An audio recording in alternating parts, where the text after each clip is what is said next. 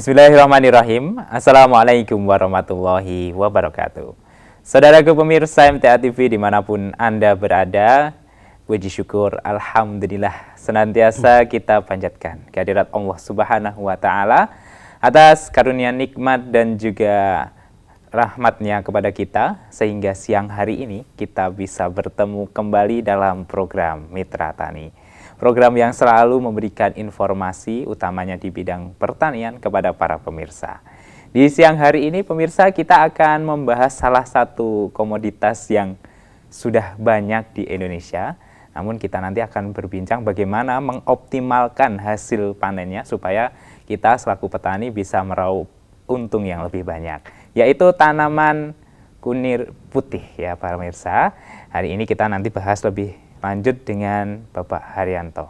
Langsung saja kita sapa. Assalamualaikum warahmatullahi wabarakatuh. Waalaikumsalam warahmatullahi wabarakatuh. Sehat hari ini Pak Har? Alhamdulillah sehat walafiat Mas Farid. Ya. Semoga sehat selalu ini ya Pak Har ya. Amin ya rabbal alamin. Semoga aktivitas kita utamanya di lahan itu selalu bisa diberikan kekuatan dengan sehat ya Pak ya. Amin terus. Karena petani ini perlu semangat terus Pak Har. Iya. Selain karena musimnya yang saat ini sulit ditebak, banyak hama yang berkembang, kita harus selalu sehat supaya pertanian nanti hasilnya tetap optimal ya Pak Har ya. Betul Mas Farid. Ya, baik pemirsa, hari ini kita nanti akan membahas terkait dengan kunyit putih ya Pak Har ya. Iya. Nah, ini salah satu jenis empon-empon ya, yang tentu sudah sejak lama ada di Indonesia. Betul. Ya, siang hari ini kami memberikan kesempatan untuk para pemirsa yang akan bertanya. Silakan menghubungi kami di line telepon 0271 679 3000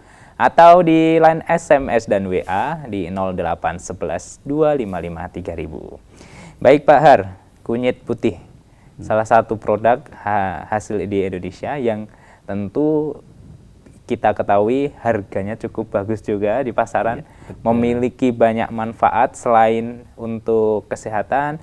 Ini salah satu tanaman yang menjadi bahan-bahan mungkin obat dan minuman juga sekarang mulai banyak dikembangkan dari tanaman ini ya Pak Har ya. Betul. Baik. Sebelum ke arah pembudidayaannya ini Pak Har, saya ini sebenarnya walaupun orang Indonesia, wong desa itu masih bingung kadang Pak, membedakan antara jahe, kunyit, kemudian mungkin kadang lengkuas, temu. Kalau mungkin kita aroma mungkin kita tahu ya Pak ya. Tapi kalau ketika di bahasa Jawa digeletak nih gitu ya. Kita suruh ngambil itu kalau cuma lihat nggak tahu itu Pak Har. Perbedaannya sebenarnya di mana ini Pak?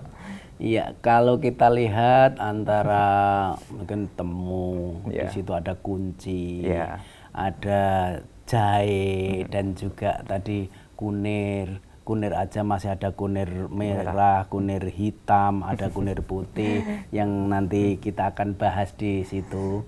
Dari apa yang sudah kita katakan tadi itu merupakan satu keluarga, kurkuma namanya, nama ilmiahnya kurkuma. Lah dari itu bagaimana cara membedakan itu hampir sama.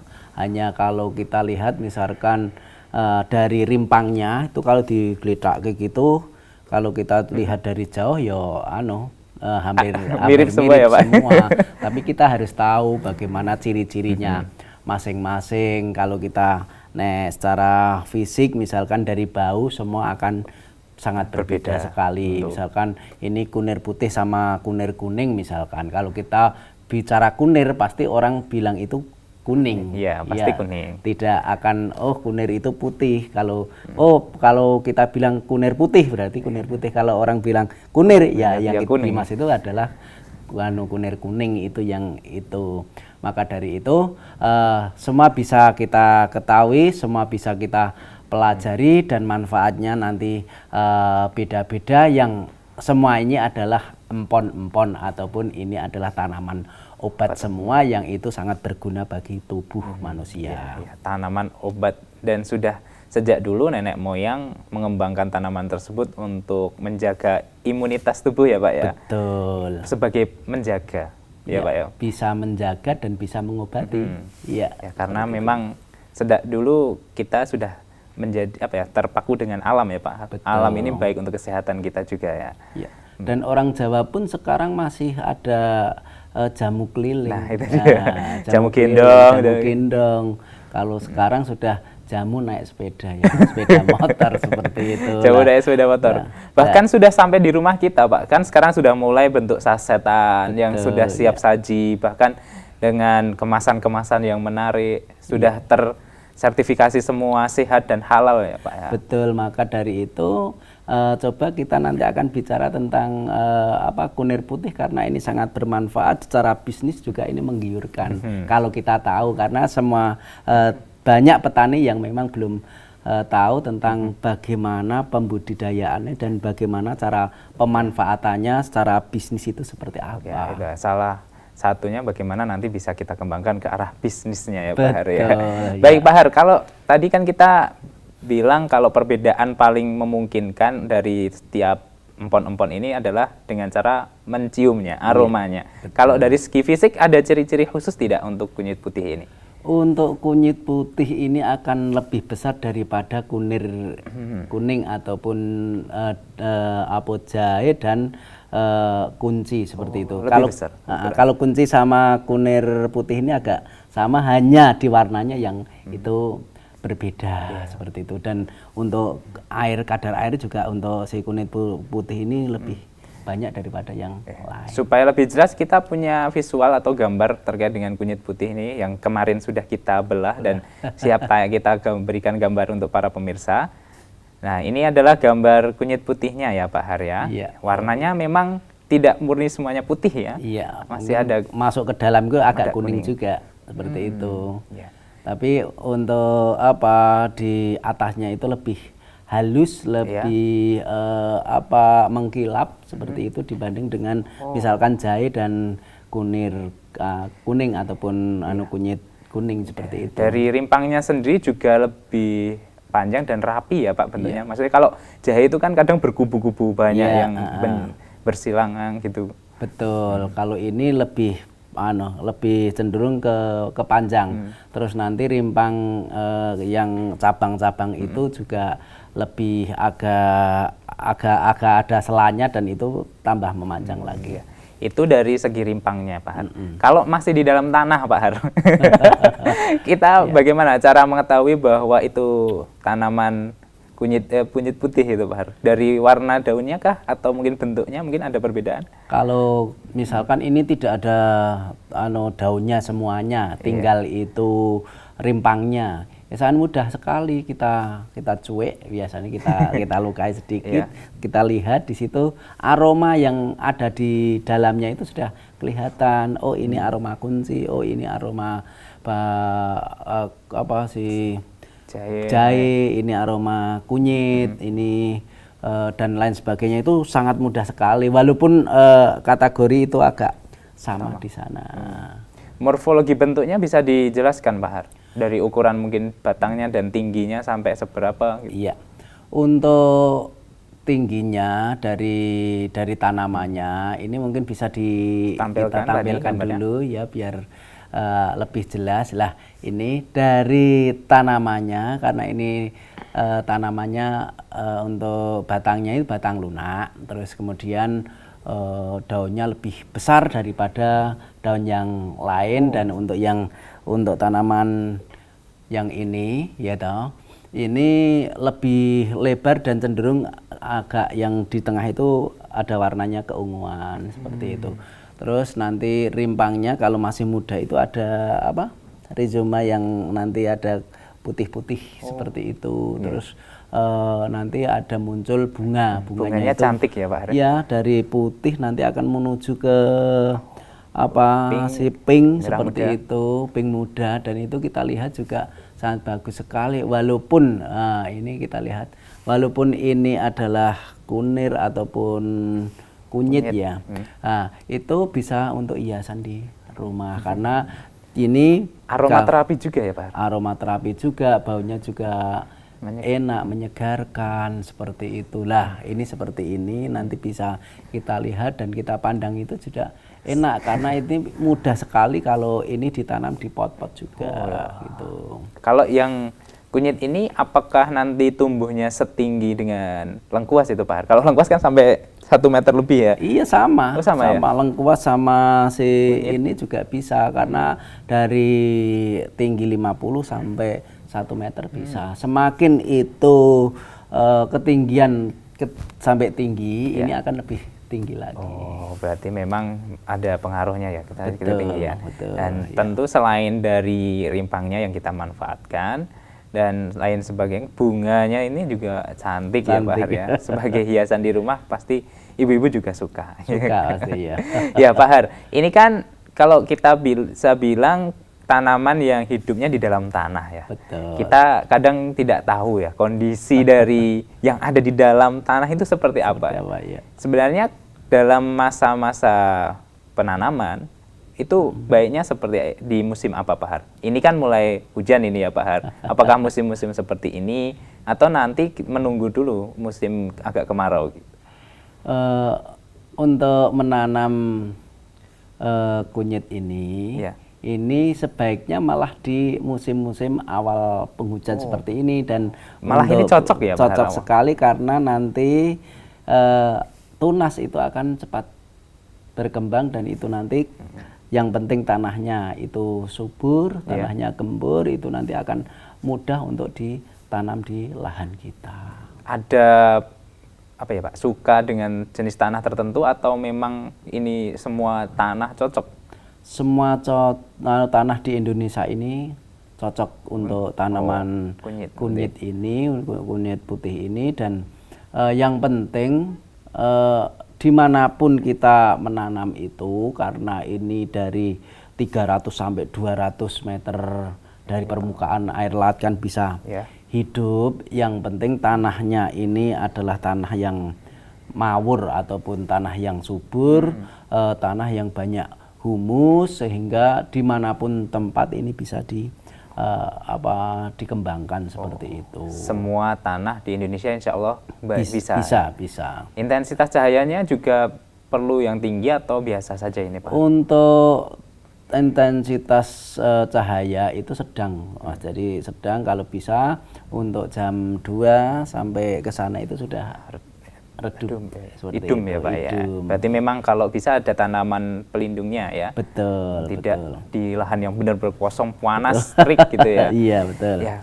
Ini dalam proses menanamnya, ketika memilih bibitnya harus memiliki syarat seperti apa Pak Har? Untuk bibit biasanya kalau kita mengembangkan itu dari indukan ataupun anakan. Dari indukan itu kan besar. Dari besar itu bisa kita ambil satu indukan, yang nanti satu indukan itu kita lihat mata tunas di situ, itu kan kelihatan. Nanti kita lihat kalau ada tunas 1 sampai 3 itu nanti baru kita pangkas, terus 1, 2, 3 kita pangkas lagi. Biasanya kalau satu rimpang untuk indukan ataupun dari indukan itu bisa kita manfaatkan menjadi 4 ataupun pangkas menjadi 4. Berarti bisa dipotong-potong ya Pak? Bisa dipotong-potong lah. Terus dari itu yang penting untuk pembibitan ini kita harus tahu masa ini dipanen di bulan berapa. Kalau bagus itu untuk tanaman kunyit ini untuk pembibitan itu di bulan yang ke 11 ataupun 12, karena itu sudah betul-betul kuat seperti itu. Nah terus dari itu setelah kita ambil, nanti kita keringkan. Paling enggak untuk per hari itu 3 sampai 4 jam, sampai itu kira-kira 1 pekan ataupun 1 minggu. Berarti masih ada perlu dikeringkan juga Pak? Iya seperti itu, biar nanti ini cepat untuk membentuk tunas. Setelah itu kita masukkan polybag atau itu langsung ke lahan, silahkan, itu akan lebih mudah. Kalau di polybag itu kita tahu mana yang tidak bagus, langsung kita sortir. Tapi ke lahan itu nanti lihat di 1 minggu, 2 minggu akan lebih kelihatan lagi. Baru nanti kalau yang tidak tumbuh atau tumbuhnya kurang bagus diambil, diganti yang baru. Ya, Seperti itu. ternyata dalam penanaman empon-empon, utamanya kunyit putih ini tidak memerlukan bibit yang banyak sebenarnya Pak ya. Betul. Karena satu rimpang saja masih kita belah beberapa untuk menjadi indukannya nanti ya. Betul. Kalau dari segi apa ya Pak, jenisnya atau mungkin kondisi kesehatan dari rimpangnya sendiri, apakah juga nanti ke depan mempengaruhi hasilnya?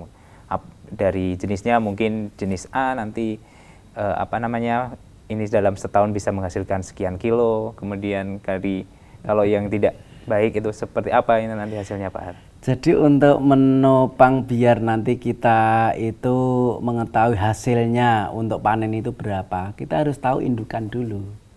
Kita harus tahu indukan ini bagus apa enggak untuk kita tanam. Tentunya kita harus memilih indukan yang bagus. Indukan yang bagus itu bagaimana? Indukan yang bagus itu tanaman itu mampu menghasilkan satu tanaman itu bisa sampai 1,5 sampai 3 kilo. Oh, satu tanaman bisa sampai 1,5 sampai 3 kilo. Kalau ini kurang dari itu ya jangan dipakai untuk pembibitan. Syukur-syukur kalau tanaman itu bisa menghasilkan 3 kilo. Untuk ini pasti untuk nanti akan sama dengan indukannya, bahkan kalau itu nanti tanahnya lebih subur akan menghasilnya akan lebih bagus lagi. Oke, berarti kita harus tahu indukan yang sehat dan produktif ya Pak ya. Betul. Yang tadi kemungkinan bisa sampai 3 kilo dalam proses hasil panennya nanti.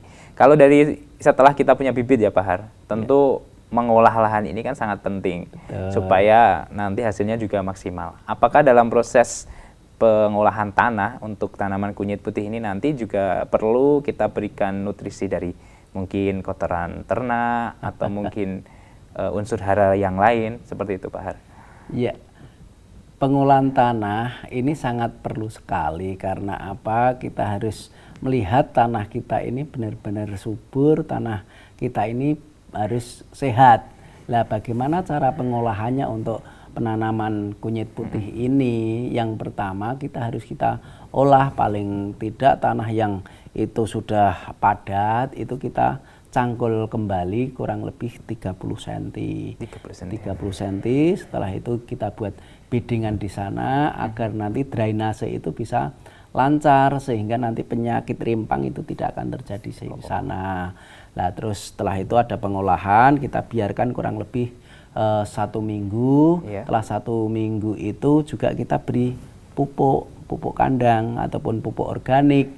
Karena apa? Ini suka banget terhadap pupuk organik, apalagi nanti karena ini sebagai empon-empon ataupun sebagai rempah-rempah yang ada di sekitar kita untuk jamu, untuk kesehatan kita, maka sedini mungkin ataupun kita harus hindari tentang adanya kimia biar nanti betul-betul kesehatan ataupun rimpang ini benar-benar bermanfaat bagi tubuh kita seperti itu. Lah setelah itu kita beri pupuk 1 minggu baru kita lihat, kita kasih pupuk kurang lebih kalau per hektar itu antara 10 sampai 20 ton di sana agar nanti tanah itu betul-betul bagus sekali. Baru nanti kalau kita sudah mempunyai bibit ataupun bibit yang sudah ada di situ, sudah ada tunahnya, baru kita masukkan ke lahan yang sudah kita siapkan tersebut. Baik, memang pengolahan tanah sangat penting dan mempengaruhi hasil panennya nanti ya Pak Har. Apalagi tadi disampaikan ini tanaman yang untuk kesehatan, sebaiknya juga organik ya Pak Har ya. Dan sebetulnya untuk kunyit ini mudah dibuang di tanah itu nanti bisa tumbuh kok. Seperti apalagi itu nanti kita pelihara. Luar biasa nanti tanaman ini ya Pak Har ya. Kemudian dari segi penanaman sendiri, apakah harus ada perlakuan khusus dari kunyit ini Pak Har sebelum ditanam dan mungkin ketika ditanamnya? Sebetulnya tidak khusus-khusus ya, biasa-biasa saja karena apa? Tanaman ini mudah ditanam di Indonesia. Paribasan ini kita tanam, tongkat jadi tanaman itu memang ya ini si kunyit. Jadi kalau memang itu sudah ada gulmanya ya kita cabuti, berapa ya lihat keadaan yang ada di lapangan. Kalau kita yang sudah kita lakukan itu 1 bulan sekali aja itu sudah bisa bisa dikendalikan untuk gulmanya lah. Terus nanti ada pemupukan itu kalau kita nanti 4 bulan, hanya di 4 bulan aja, dari awal kita memberi pupuk, 4 bulan lagi kita beri pupuk lagi, nanti antara 8 ataupun 11 sampai 12 bulan itu baru kita panen. Udah. Dan otomatis ketika menggunakan pupuk organik nanti hasilnya sehat, kemudian keuntungannya juga maksimal ya Pak? Masih maksimal, dan ini murah. Ya, murah dengan, ya. Memang tenaganya agak banyak sedikit, tapi kalau kita kalkulasi, insya Allah itu nanti akan untungnya berlipat. Ya nanti kita analisa di nanti. Iya, baik. Pemirsa ditunggu ya nanti analisanya seperti apa keuntungannya. Jadi tetaplah bersama kami dalam program Mitra Tani.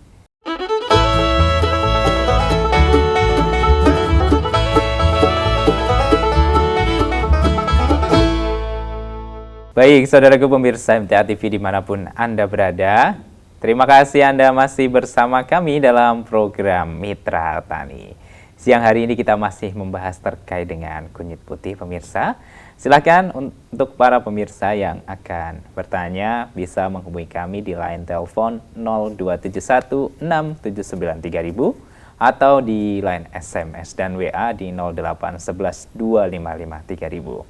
Baik Pak Har, kita lanjutkan perbincangan kita, dan ini tadi kan kita sudah mulai membahas terkait dengan estimasi biaya yang dikeluarkan juga ya. Iya. Sebenarnya kalau dalam kita membudidayakan ini modalnya besar atau tidak Pak Har? Enggak juga ya. Enggak ya?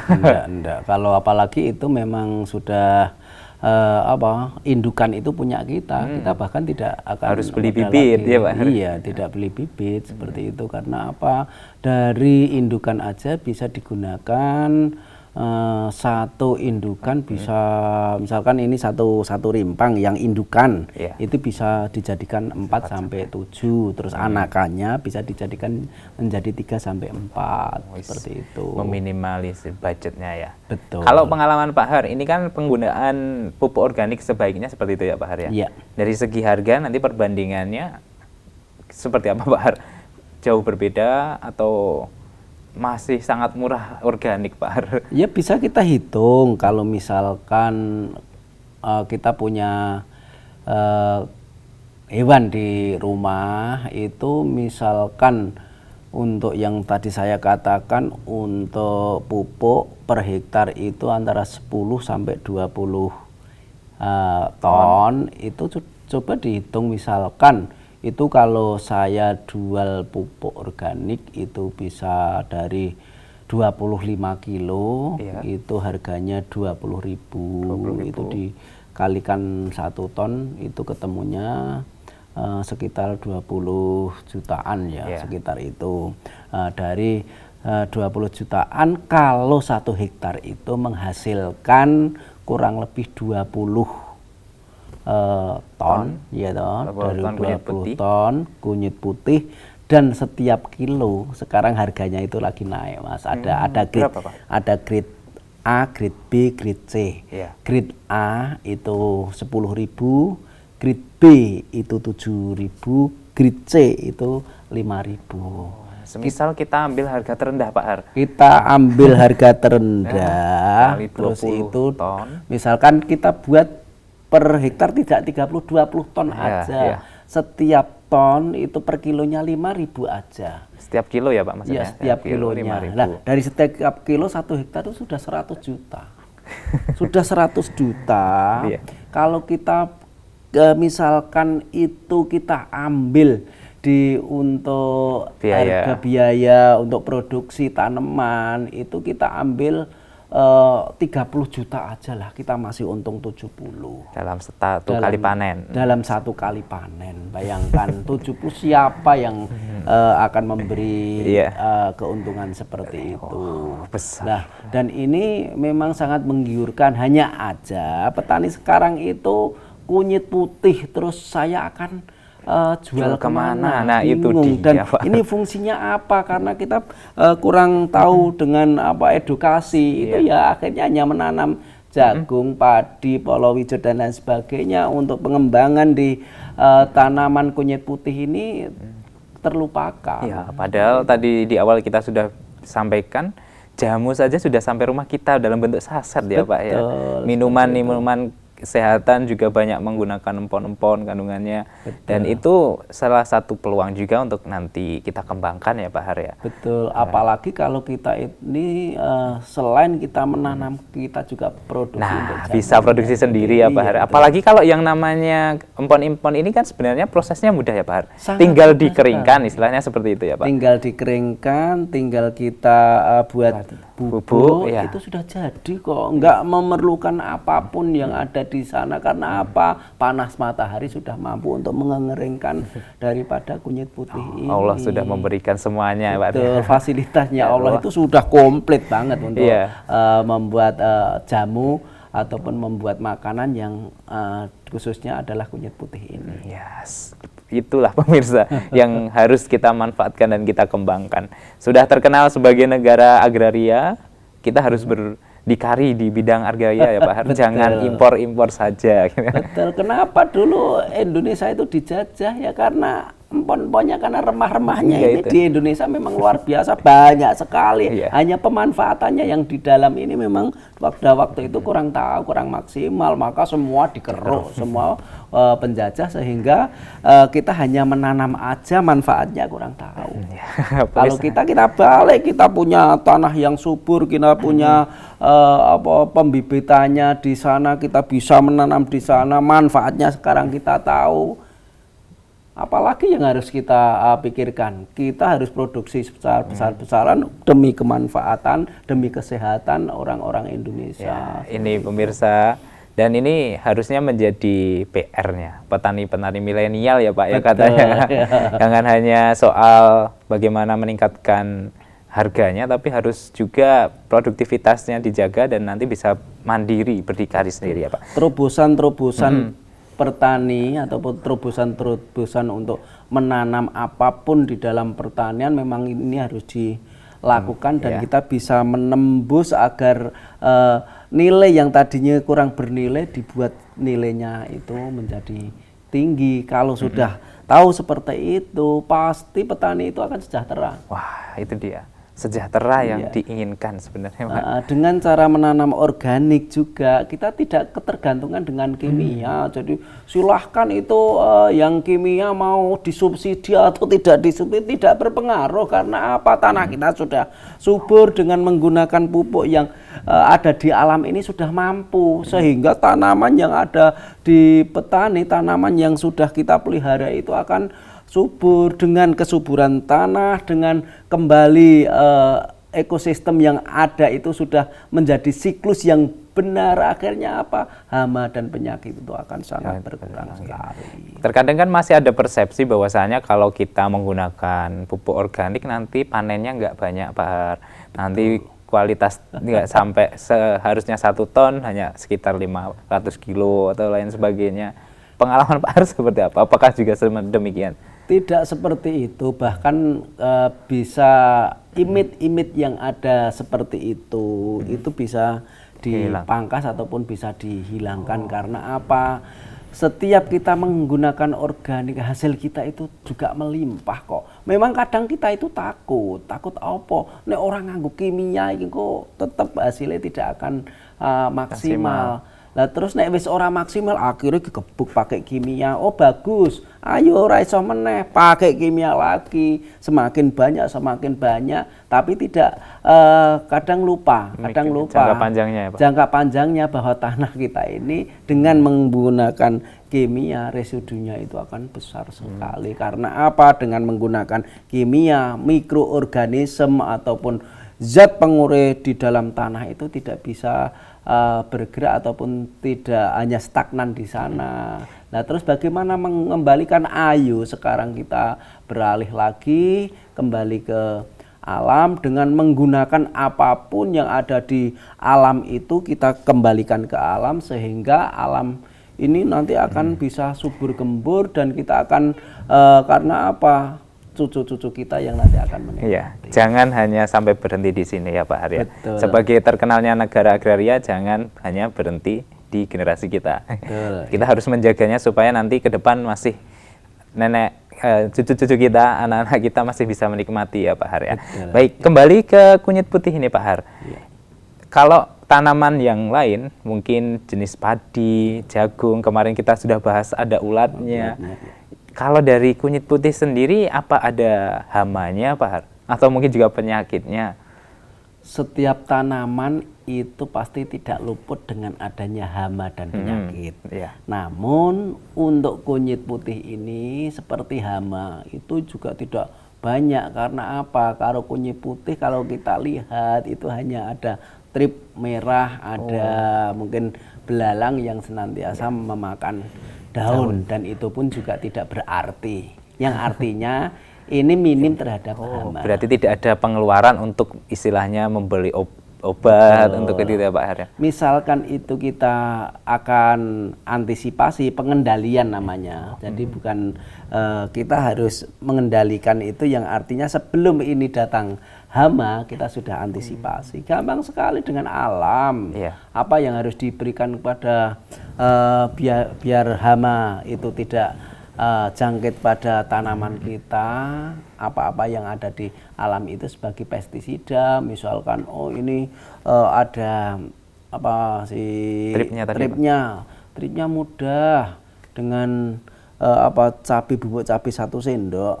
Itu kita cairkan di situ dengan tambahan aloe vera misalkan, diketuk sebagai perekat, langsung semprotkan, hilang, dan itu tidak akan datang di situ. Itu dari segi hama.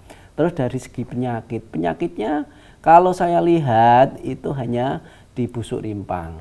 Busuk rimpang itu karena apa? Drainasenya adalah kurang bagus. Karena apa? Rimpang ataupun kunyit putih ini tidak suka dengan air yang itu menggenang. Jadi memang itu dalam keadaan yang kering, tapi sehingga basah ya Pak. Tapi basah, kering tapi basah, kelembapannya tinggi, tapi tidak terlalu lembab banget seperti itu. Lembab tapi tidak berair. Yang kalau seperti itu nanti rimpang itu akan bagus, dan kalau ini kena air ya udah nanti busuk rimpang. Lah busuk rimpang itu apa? Itu mudah kalau drainasenya itu sudah kita perbaiki, insya Allah untuk busuk rimpang ini tidak akan terjadi. Yang paling berbahaya hanya busuk rimpang ya Pak. Itu pun bisa kita kendalikan. Betul, tidak seperti nanti ini akan menjalar ke mana-mana, enggak, hanya sebatas itu aja. Ini pemirsa, minim biaya, minim perawatan, hasilnya nanti bisa maksimal. Bisa maksimal dan melimpah. Luar biasa. Salah satu yang mungkin para pemirsa bisa lirik untuk dikembangkan di rumah, kunyit putih ya Pak Har ya. Kalau dari segi pemupukan kan kita tadi 4 bulan sekali ya Pak Har ya. Dari masa panennya, ketika nanti dipanen, apakah harus menunggu musim tertentu atau ketika sudah masuk umurnya kita bisa panen itu Pak Har? Untuk pemanenan itu dari dataran rendah sampai dataran tinggi itu kan beda. Beda Pak? Beda. Kalau sekarang kita lihat di dataran rendah, sekarang itu ada kunyit yang sudah bagus, itu di antara 7 bulan sudah bisa kita panen, tapi untuk hasilnya masih kurang maksimal. Lah terus untuk optimalnya itu di bulan antara 10 sampai 12. Lah ini bisa dipanen itu sebetulnya gampang untuk cirinya. Karena apa? Kita lihat kalau daun kunyit putih itu sudah menguning. Biasanya dalam 1 tahun itu ada 2. Ada umur di 6, ada umur di 10 bulan ataupun di 12 bulan. Kalau daunnya itu nanti sudah menguning, kering untuk yang kedua kalinya, itu berarti ini sudah siap dipanen. Hanya itu aja, gampang sekali bisa. Berarti ketika musim di bulan ke-6 dia ganti kulit daunnya ini menguning, itu sebenarnya tidak mati ya Pak Har ya? Tidak mati, tidak mati. Memang itu akan berganti fasenya ya Pak? Fase seperti itu. Kalau pengalaman saya sih memang ke daun yang nanti kuning kedua itu baru kita panen. Bisa di 11, bisa di 12, bisa di 10 seperti itu. Oh ya, itu barangkali kalau yang belum tahu bisa jadi ilmu ini Pak Har. Iya, Seperti betul. kadang kan nilainya mati atau betul. Tahu-tahu kok hilang semua, biarin aja nanti akan terubus kembali seperti itu. Karena apa? Nanti akan bersamaan kok itu kok. Jadi bersamaan, misalkan ini nanti akan fase yang pertama di bulan keempat ataupun bulan kelima, berarti nanti untuk bulan 10 kita sudah bisa. Ya, itu pemirsa. Dan tentu ketika proses pemanenan ini tidak ada alat yang khusus harus dipakai ya Pak Har ya. Kalau padi harus pakai mesin iya. Menambah biaya produksinya seperti itu. Iya, kalau kita untuk memudahkan sih tidak pakai linggis yang itu enggak. Kita justru malah pakai bambu yang itu sudah kita buat untuk untuk gusiri, kalau orang Jawa gusiri. Itu akan lebih mudah dan itu nanti rimbang tidak akan terluka. Tidak luka. Oke. Ya, Pak Har. Ini kan tadi tanaman yang istilahnya tahunan ya Pak Har ya, hampir 1 tahun bisa baru dipanen. Kalau di Tumpang Sari apakah memungkinkan untuk tanaman kunyit ini Pak Har? Tumpang Sari tapi jangan satu keluarga. Misalkan ini kunir putih nanti dengan jahe jangan, nanti karena ini nanti akan bersinggungan. Ini akan menjadi kualitas yang nanti akan berbeda di situ. Sudah kita coba ternyata itu kurang bagus. Kalau menanam jahe putih ya semua jahe putih. Kalau memang itu di kunir ataupun kunyit kuning ya itu satu lahan harus semua itu. Tapi kalau tumpang sari bisa dilakukan, tapi dengan misalkan ini kunir putih dengan di sana ada ketela pohon, itu bisa dilakukan. Misalkan ini saya mau tanam kacang, bisa. Dan di sana kalau kita menanam kacang ini akan malah membuat subur daripada rimpang itu akan lebih besar lagi karena N-nya itu bisa ada sehingga cepat besar dan nanti akan lebih kuat. Ternyata masih memungkinkan untuk ikut tumpang sari kan ya Pak Har ya. Tidak hanya di kacang tanah, di Lombok, di untuk terong juga bisa. Ini bisa 2 kali panen ya Pak, 2 kali tanaman ya Pak. Betul, bisa untuk misalkan di terong itu bisa 2-3 kali panen. Ya, itu pemirsa bisa jadi referensi juga kalau memiliki lahan yang saat ini belum dimanfaatkan, bisa dicoba membudidayakan kunyit putih. Baik Pak Har, sepertinya kita harus berakhir perjumpaannya karena waktu. Dan terakhir barangkali ada pesannya untuk para pemirsa ini, silahkan. Ya. Sahabatku dimanapun Anda berada, kunyit putih. Kunyit putih ini merupakan rempah-rempah yang ini di Indonesia sangat cocok sekali. Dan rempah-rempah ini merupakan empon-empon yang sangat bermanfaat digunakan bagi kesehatan tubuh kita. Karena apa? Dari manfaatnya ini luar biasa, dan dari segi bisnis itu juga sudah saya katakan tadi hasilnya juga banyak. Karena apa? Dengan kita menikmati 1 hektar itu 20 ton dengan hasil 100 juta, maka ini adalah luar biasa. Namun harus tahu, semua harus dengan menggunakan bahan organik agar tanah pertanian kita ini akan subur. Dengan kesuburan tanah ini, anak cucu kita bisa menikmati. Baik, terima kasih Pak Har pesannya, dan tentu ilmu terkait dengan kunyit putih ini semoga nanti bisa bermanfaat. Amin. Semoga ya pemirsa bisa nanti membudidayakan, dan kita tunggu nanti kabar mungkin dari pemirsa sudah sukses ya Pak ya panen kunyit putihnya. Baik, terima kasih Pak Har, sehat-sehat selalu dan jumpa lagi di episode berikutnya Pak Har. Assalamualaikum warahmatullahi wabarakatuh. Waalaikumsalam warahmatullahi wabarakatuh. Baik saudaraku pemirsa MTA TV dimanapun Anda berada, demikian tadi program Mitra Tani untuk edisi kali ini. Kami mengucapkan terima kasih untuk perhatian Anda, dan semoga ilmu yang kita sampaikan ini bisa bermanfaat untuk kita semua. Akhirnya, saya Wahid Arifuddin pamit undur diri. Wassalamualaikum warahmatullahi wabarakatuh.